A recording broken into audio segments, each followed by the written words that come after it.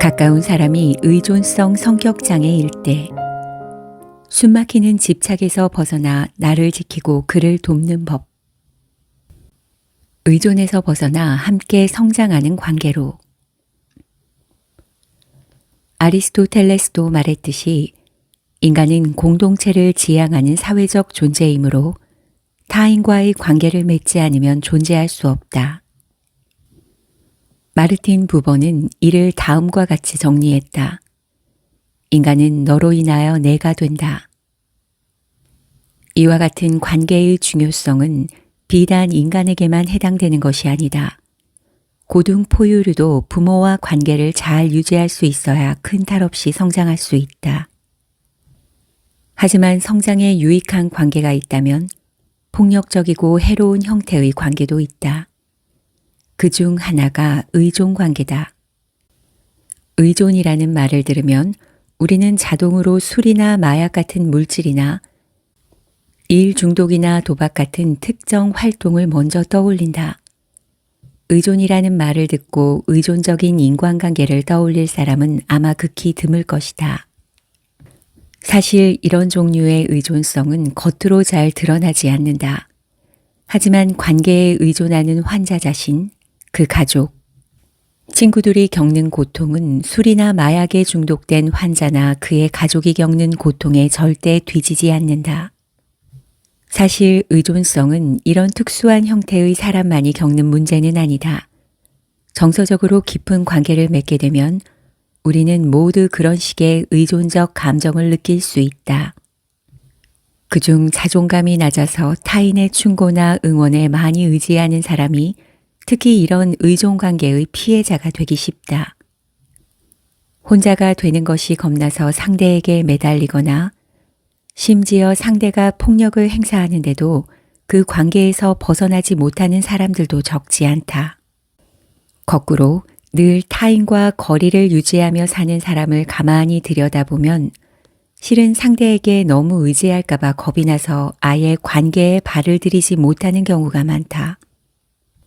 의존 관계는 환자 자신과 상대는 물론이고 가까운 주변 사람들에게 큰 고통을 안긴다. 의존성 성격장애 환자들은 의도적으로 기댈 만한 상대를 골라 그 곁에서 잠시나마 정서적 신체적 안정을 찾는다. 하지만 환자의 반려자는 안정을 찾기는커녕 가슴이 답답하고 숨이 막힌다. 처음에는 적절한 거리가 유지되는 좋은 관계라고 생각했지만 어느 순간부터 상대의 기대가 너무 과하다는 느낌이 들고 계속되는 상대의 이런저런 요구에 목이 졸리는 듯한 기분을 느낀다. 그런 상황에선 특히 환자가 죽기 살기로 자신에게 매달릴 때는 덫에 빠진 짐승이 된 것처럼 무시무시한 공포가 밀려올 수도 있다.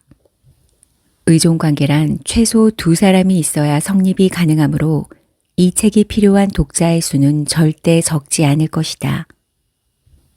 의존성 성격장애 환자는 그 숫자가 적지 않다.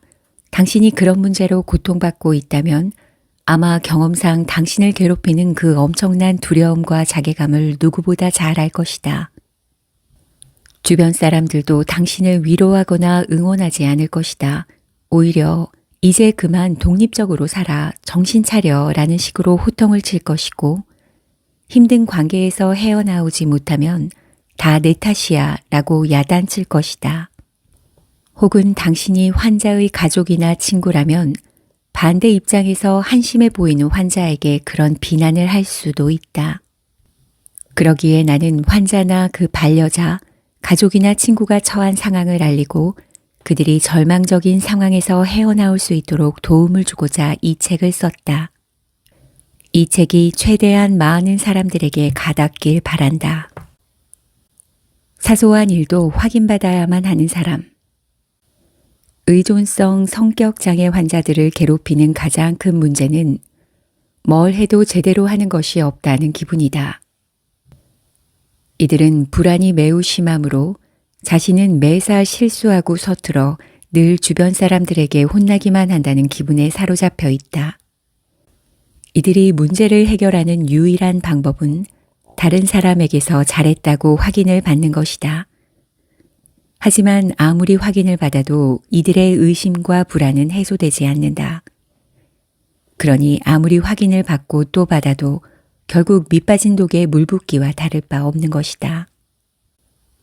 당신이 의존성 성격장애 환자라면 뭘 해도 잘하지 못할 것 같은 생각은 그저 당신의 주관적인 불안일 뿐이다. 이 사실을 명심하자. 가족과 친구가 선의를 품고 당신에게 건네는 조언을 허투루 듣지 말자. 당신이 오랜 세월 남들에게 심하게 의존하며 살았다는 것을 깨달았더라도 자신에게 실망하지 말자. 인간은 평생 성장하는 존재임을 잊지 말자. 당신이 의존성 성격장애 환자의 가족이나 친구라면 의존적인 가족이나 친구가 최대한 자립할 수 있도록 옆에서 힘껏 도와주자. 때로 짜증이 나고 분통이 터지더라도 참아주자. 전문적인 치료가 필요한 상태라고 판단되면 조심스럽게 치료를 제안하자. 이때 치료를 재촉해서는 안 된다. 좋은 말로 조언하는 수준에 그쳐야 한다. 의존성 성격장애 환자는 자신의 행동이 당연하다, 바뀔 수 없다라고 생각하기 때문에 그런 지적이 환자에게 새로운 시각을 열어줄 수 있다. 매사에 우유부단하고 자기 주장이 없는 사람. 의존성 성격장애 환자 중에는 문제를 일으키기는커녕 어디서든 싹싹하다, 친절하다라는 칭찬을 듣는 유형이 있다.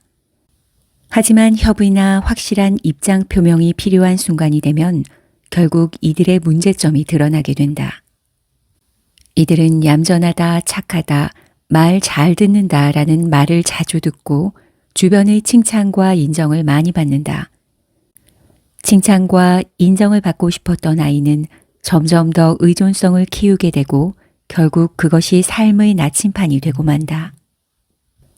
하지만 자신의 의견이 필요한 순간, 특히 그 의견을 주변 사람들에게 개진해야 할 순간이 오면 이런 유형의 사람들은 어찌할 바를 모른다.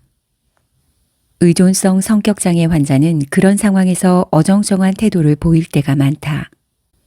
이들은 누구와도 다투지 않기 위해 명확한 태도를 보이지 않는다. 하지만 바로 그런 우유부단한 태도와 아무래도 좋다는 식의 핑계가 결국 모든 사람의 화를 부른다. 이들이 이런 태도를 보이는 이유는 자존감이 부족하기 때문이다. 따라서 이들은 자신을 죽이고 남들의 의견을 그대로 따르려는 성향을 띠게 된다. 물론 반항심과 용기가 불쑥불쑥 고개를 내밀기도 한다.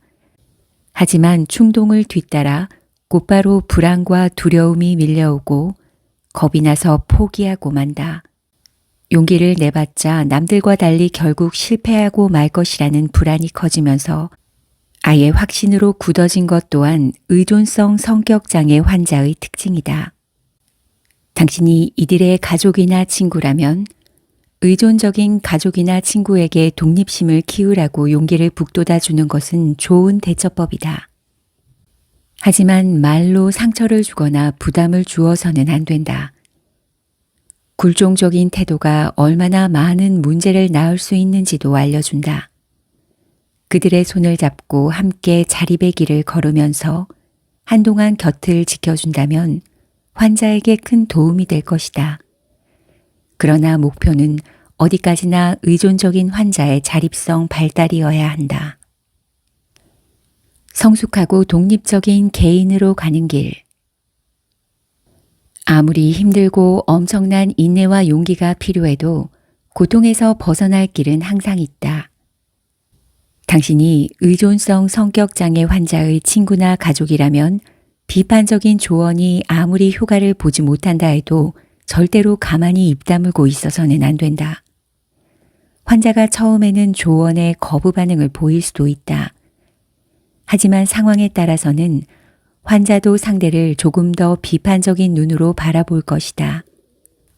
비판적 조언을 해줄 때 주의할 점은 환자가 상처받지 않도록 정중한 표현을 사용해 환자를 걱정하는 마음을 환자가 느낄 수 있어야 한다는 것이다.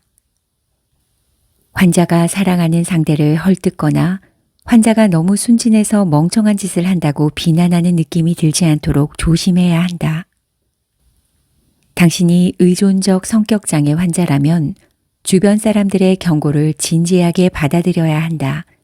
아마 당신도 어느 정도 가족이나 친구의 말이 옳다고 느낄 것이다. 그래서 더더욱 상대의 말에 격렬하게 반응하는 것일 수도 있다. 지금 같은 관계로는 그토록 바라던 사랑과 인정을 얻을 수 없다는 사실을 환자 역시 마음 깊은 곳에서는 이미 잘 알고 있기 때문이다. 당신에게 조언하고 경고하는 가족과 친구는 당신을 누구보다 아끼는 사람들이다. 당신을 걱정하는 그들의 말을 믿어야 한다. 그 사람들이 무슨 말을 하는지 귀 기울여 듣기라도 해야 한다. 그래서 당신이 너무나도 사랑하는 그 사람을 대할 때 혹시 그들의 비판이 맞는지는 않을지 되짚어 보아야 한다.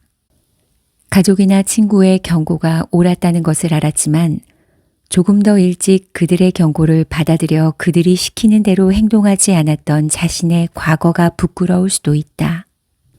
그러나 수치심은 전혀 불필요한 감정이라는 사실을 명심해야 한다. 주변 사람들의 경고를 진지하게 생각하지 않았다고 자책할 필요도 없다. 사실 따지고 보면 당신의 행동은 다른 사람들과 다른 점이 없다. 인간은 모두가 자신의 소망이 이루어지기를 바라며 그 바람을 쉽게 접지 못한다. 미숙한 바람과 욕망을 내려놓아야 비로소 성숙하고 충만한 관계로 가는 길이 열릴 것이다.